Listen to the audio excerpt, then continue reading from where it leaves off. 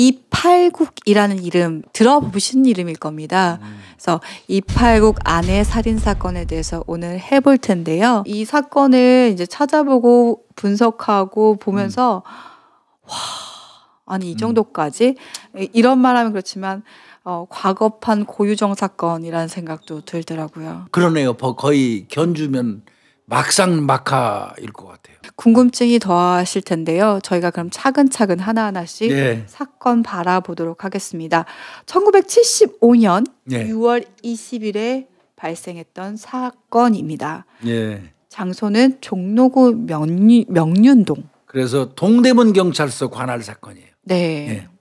그래서 실제 이 사건이 났을 때 신문에서 대서특필했던 것 같은데. 맞습니다. 네, 인간이 할 수 없는 엽기적이다, 악마의 탈을 쓴 인간이라고 할 수 없는 이런 수식어들이 붙었던 사건이었습니다. 그러니까 이제 289기를 먼저 설명을 드리면 289기는 본처는 있어요. 본처는 이제 사별했죠. 네. 그래서 이제 73년 9월 달입니다. 1973년 9월 달부터 사망한 아내하고 동거를 하다가 이제 거의 그 빈대처럼 그 여성 집에 붙어 살으니까 그 여성 같은 경우는 다방도 운영을 했고요. 의상실도 운영을 했어요.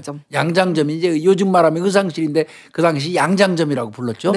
그 두 개를 운영하는 그러니까 사업을 하는 여성 집에 빌붙은 거죠. 네, 더욱이 이팔국에게는 전처에서 난 소생의 사남매가 있었습니다. 맞습니다. 근데 그 아이들과 함께 이 부부가 이제 살게 된 거기 때문에 아이들을 빈대라고 할 수 없지만 이 이팔국이 무직이었고 거의 집에서 기거하다시피 했기 때문에 이 경제적인 모든 것들을 다 이 아내가 책임진 거라고 할 수 있습니다. 그러니까 73년 9월부터 다방에 가가지고 다방을 운영하고 있는 현재 아내한테 드나들면서 돈도 좀 주고 해가지고 환심을 사고 동거가 시작이 된 거예요. 73년 9월부터. 그런데 살다 보니까 별 볼 일 없는 놈이잖아요. 그래서 다툼이 많아졌고 결국 별거에 들어갔던 거예요. 별거하기로 했는데 75년 이제 그 6월 19일 날 밤 11시 반에 집에 아내를 데리고 와요. 그래서 다시 살자. 289에 요구를 하는 거고 이 여성은 거절해요. 거절. 그건 못하겠다. 그러니까 6월 20일 날 새벽 1시에 살해한 거예요. 289은 당시 47살이라고 합니다. 47살이에요.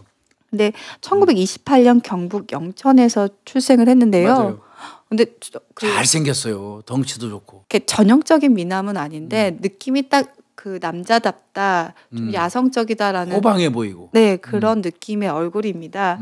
어떻게 보면 이 여성분 같은 경우 다방이나 양장점을 혼자 운영을 했을 때 자기를 지켜줄 수 있는 남성에 대한 동경이 좀 있었을 거라고 생각이 드는데 외모상으로는 일단 이 이팔국이 그런 면들을 충족시킬 수 있었어요. 키도 180이 넘는 거구였다고 합니다. 건장하고 그러니까 이제 그 이팔국의 일대기를 보면서 한번 저희가 왜 이 여성과 헤어질 수밖에 없고 이 여성이 거절을 했는지를 한번 살펴보겠습니다. 1928년도에 경북 영천에서 태어났고요.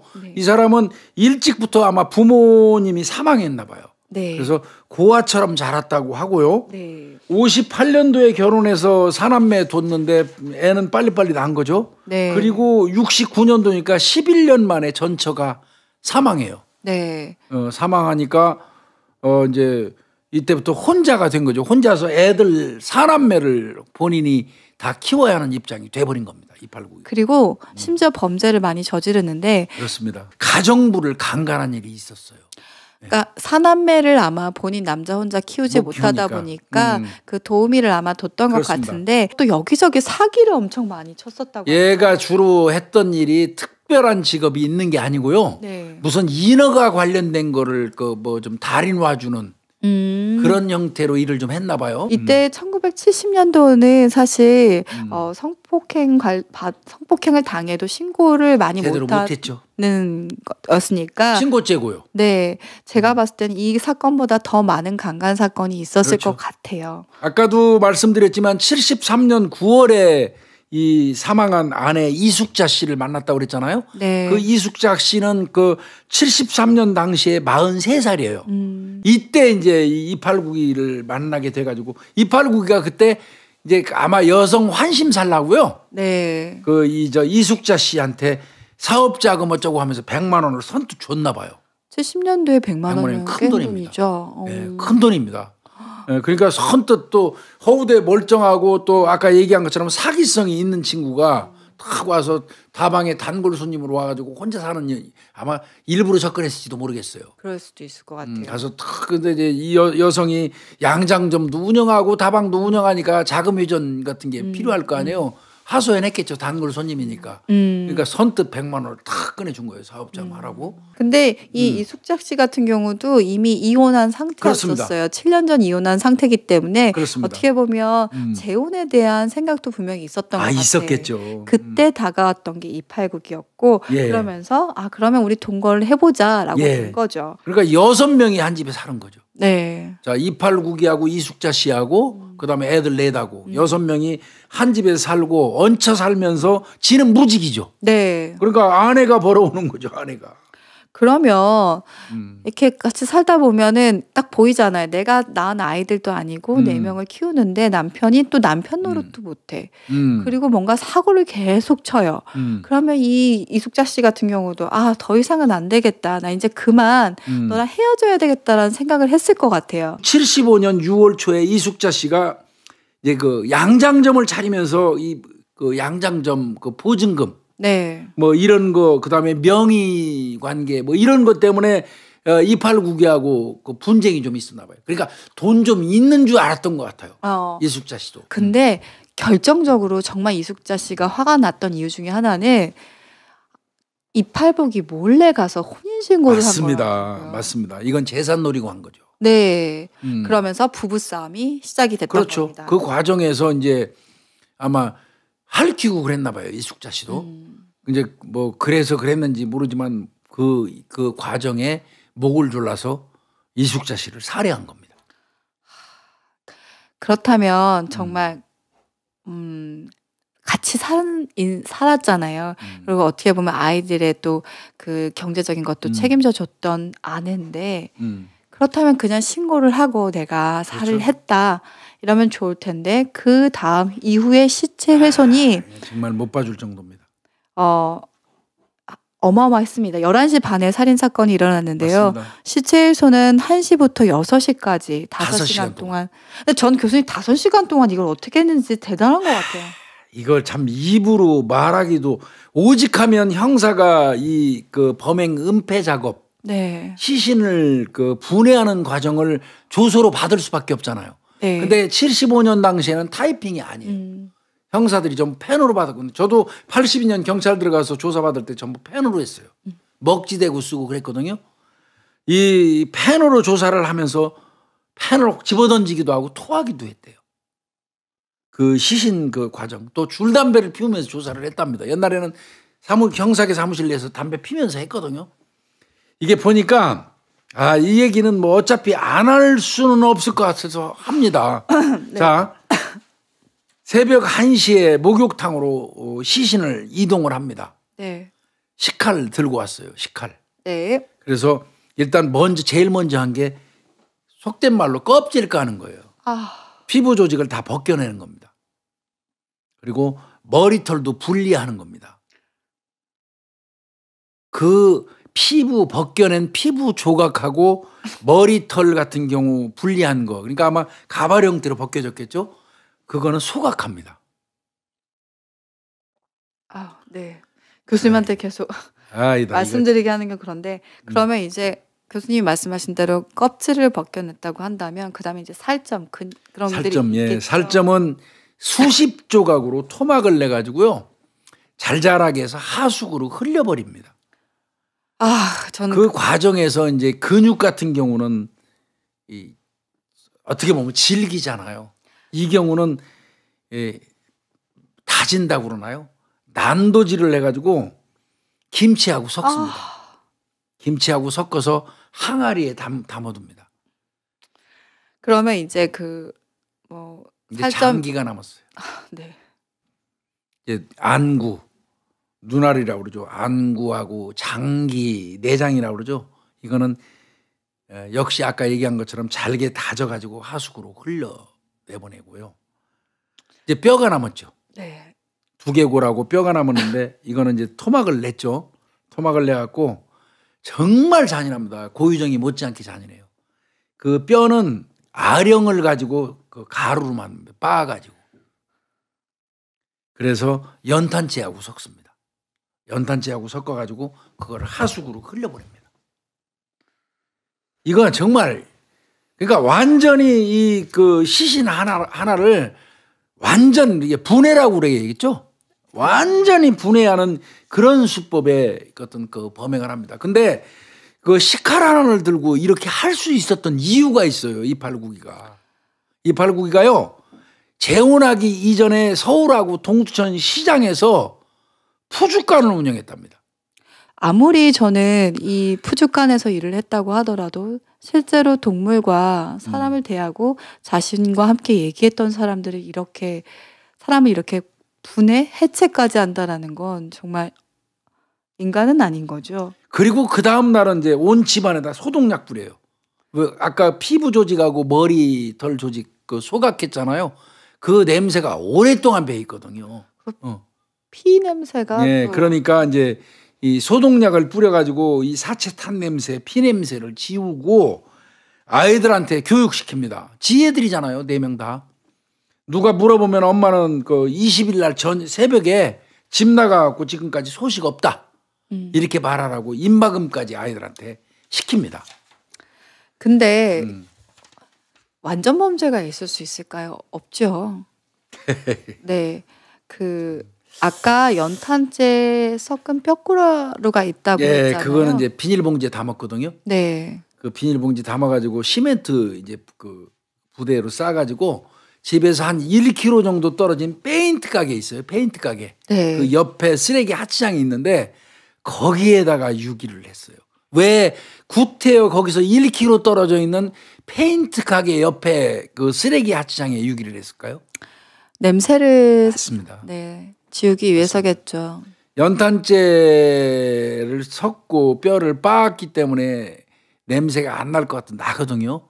그러니까 이 페인트 가게 쪽에는 대체로 신너 냄새라든지 이 안료 이런 그 냄새가 나잖아요. 그 주변에. 네. 그러니까 그 냄새를 방지하기 위해서 선정한 게 페인트 가게 옆에 있는 하치장, 쓰레기 하치장. 네. 그 다음날 새벽에는 이제 김치하고 이 근육 조각을 넣어놨잖아요. 네. 그거를 이제 또 처리해야 되지 않겠습니까?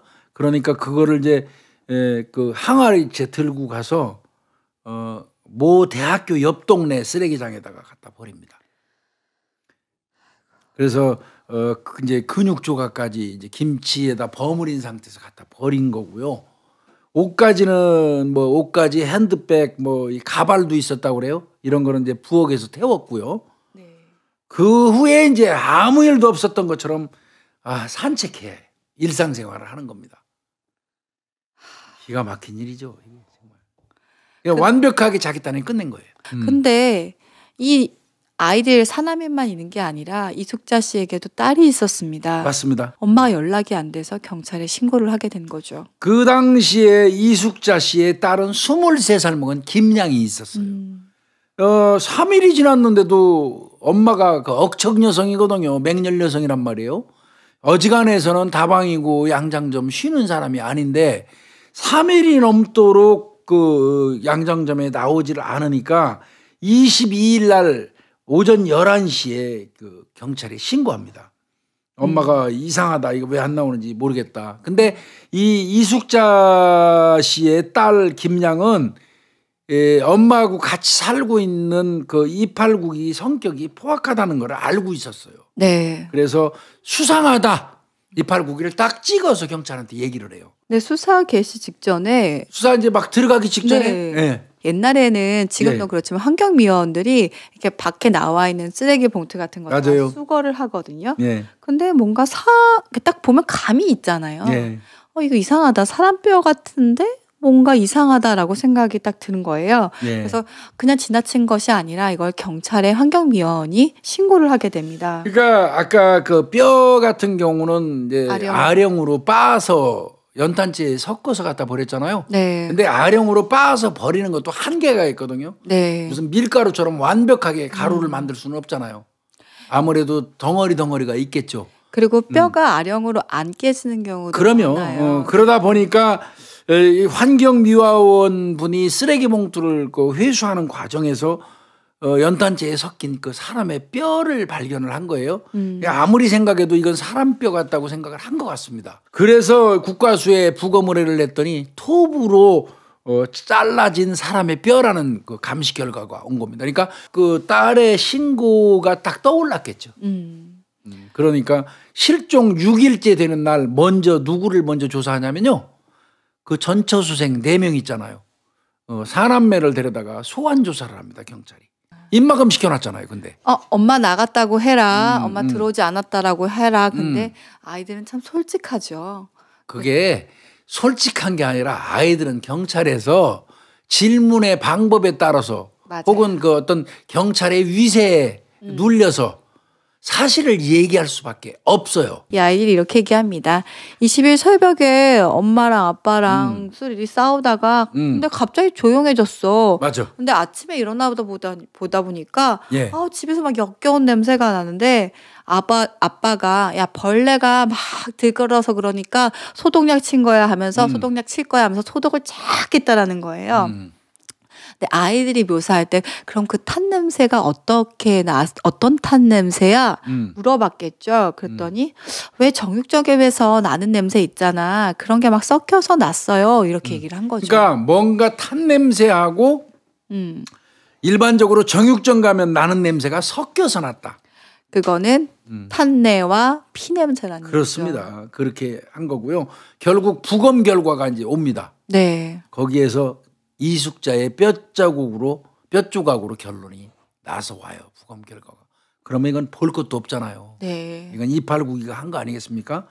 그래서 경찰은 이 사건이 발생하고 나서 10일 만에 28일 날 오후 3시에 명륜동 그 집에서 검거를 합니다. 289를. 289은 완벽하게 사체 처리했기 때문에 걸릴 일이 없다고 생각하고 방심하고 있었기 때문에 경찰이 급습해서 체포하고 뼈 조각 발견돼서 국과수에서 이숙자권으로 나왔다. 이 정도 되고 저 경찰이 추궁하니까 바로 자백하고 그 당시에 사용했던 도구, 톱, 아령, 식칼 다 찾았습니다. 경찰이. 네. 그러니까 이제 이건 게임이 끝난 거예요. 네. 게임이 끝났으니까 일주일 뒤에 현장 검증할 거 아니에요. 네. 네, 현장 검증 갑니다. 주민들 많이 나왔대요. 아무런 미동도 없고요. 사람이 이렇게 뭐 변화도 없고 막 뭐 화를 내거나 이런 것도 아니래요. 의연하게 그 범행을 다 재현했다고 합니다. 재판 들어갔어요. 네. 살인 및 사체 모독죄. 이거를 참작해서 사형을 선고를 했어요. 네. 자, 결국 불복해서 항소했어요. 네. 그렇지만 76년 대법원에서 상고심까지 가가지고 대법원에서 사형이 선고되니까 재심도 요구해요. 배웠다 해가지고 또 꼴에 교도소에서 아마 또 재심도 알았나 보죠. 재심도 요구했지만 재심은 기각돼 버립니다. 11월에 사건 발생 2년 6개월 만에 네. 이건 바로 사형이 집행돼서 처형을 받습니다. 근데 실제로 실종 신고가 됐잖아요. 예. 그때 형사한테 찾아가서 이 289기 한 행동이 어마어마하더라고요. 예, 웃겼어요.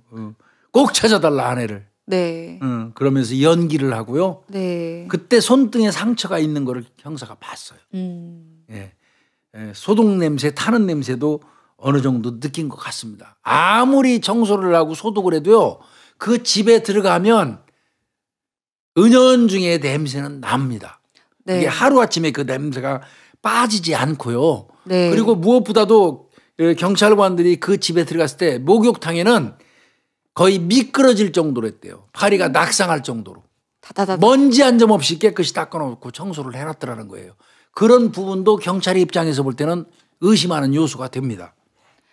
그리고 아이들이 예. 아이들이 이제 증언한 내용을 이제 이팔국도 알게 됐을 거 아니에요. 그렇죠. 지한테 불리한 증언했잖아요. 네, 근데 그 불리한 증언을 하니까 아이들을 근데 그때 당시는 아마 옆에 있었겠죠. 바로 옆에 있는 데서 받은 거예요. 네, 근데 눈을 부라리면서 막 아이들한테 신경질을 엄청 부렸다고 하더라고요. 그렇죠. 지한테 불리한 거를 지 아들들이 하니까 애들이 하니까 그랬다는 거고 그 당시 형사 얘기가 좀 우리한테 주는 게 있어요. 조사를 받으면서 아까 그 형사가 줄담배 폈고 펜을 집어던지기도 하고 토하기도 했다고 그랬잖아요. 네. 그 형사가 이런 얘기했어요. 내 옆에 악마가 도사리고 앉아있다는 생각이 들어서 다리가 후두루두루 떨려왔다. 악마가 옆에 있는데 너무나 역겨워서 줄담배를 피웠고 입술을 깨물어서 상처가 났다. 얼마나 참았을까요? 끔찍한 얘기예요.